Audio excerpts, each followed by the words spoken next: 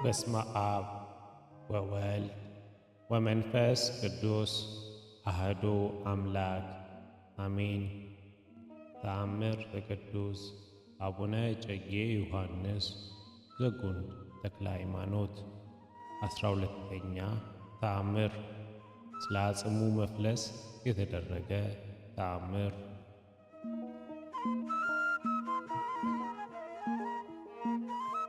ጸሎቱና በረከቱ በሕዝበ ክርስቲያን ላይ ይኑርና አባታችን ዮሐንስ በእውነት ያደረገው ተአምር ይህ ነው።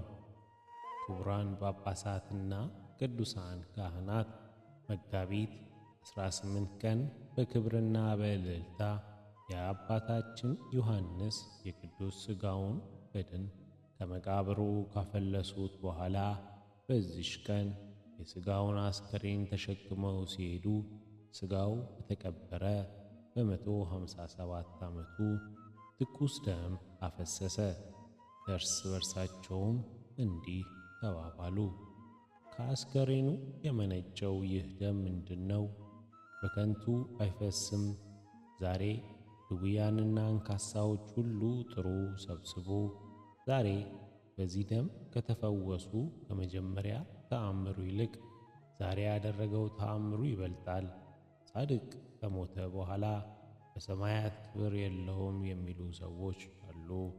ነገር ግን ዛሬ ጻድቃንን በሰማያት ይደሰታሉ። ከዚህ በኋላ አባታችን በሥጋው አስከሬን አድሮ የተናገራቸው የቅርቡ ነገራቸው ይልቅ ሁላችሁ ልጆቼ ዛሬ የተናገራችሁት ነገራችሁ ይከፋል። በመዝሙር በጻድቃን ሞታቸው ሕይወታቸው ነው። ጻድቅ በሞቱ ሳይታወቅ በከበረ ሞቱ ይታወቃል እንዳለ ከአባታችን ዮሐንስ ቃል ይህን ሰምተው ሁሉም የጳጳሳት አለቆችና ክቡራን ካህናት እንዲህም መዘምራን በኅብረት አመሰገኑ፣ እልል አሉ። ከዚህ በኋላ ብዙዎች ድውያንና ዕውራን የተሰበሩትንና የሰለሉትንም ያመጡ ዘንድ ወደ አንዲት አገር ላኩ።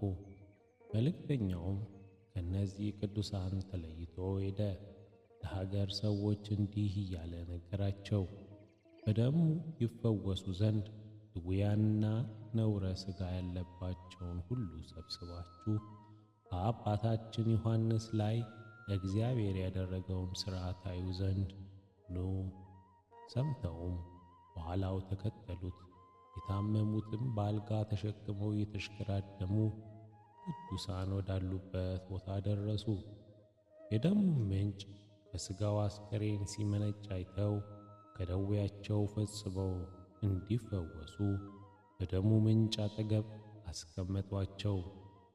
ደሙም በነካቸው ጊዜ 15 ድውያን፣ 11 የሰለሉና ያነከሱ፣ 21 የታወሩና የተሰበሩ እና ለምጻሞች ዳኑ። የተፈወሱም ሁሉ ቁጥር የላቸውም።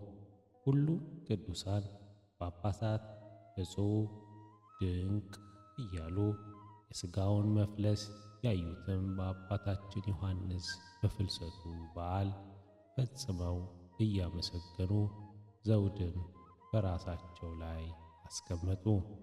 እነዚያ ድውያን ወደ አገራቸው ተመለሱ። በአስከሬኑ ራስም 5 የወርቅ ድባቦችን ይዘው ወዲያና ወዲህ በማለት የተመሰገኑ የከበሩ ልጆቹ ሆኑ። የብዙ ልጆች እግዚአብሔርን በማማለድ ለእርሱ በመገዛት ለእያንዳንዳቸው 7 የብር ድባቦችን አደረጉ። መቃብሩም በዚህ ኤጎራ በተባለች ደብር ውስጥ መጋቢት 29 ቀን ሆነ። ቀብሩን የሚጠባበቁ ልጆቹም በኅብረት በአንድነት እያመሰገኑ በደስታና በእግዚአብሔር ሰላምታ በዚያ አረፉ። ወደ ቤታቸውም ገቡ። ልመናቸውም በረከቱም ከሕዝበ ክርስቲያን ጋር ይኑር ለዘላለሙ አሜን። ወስብሐት ለእግዚአብሔር።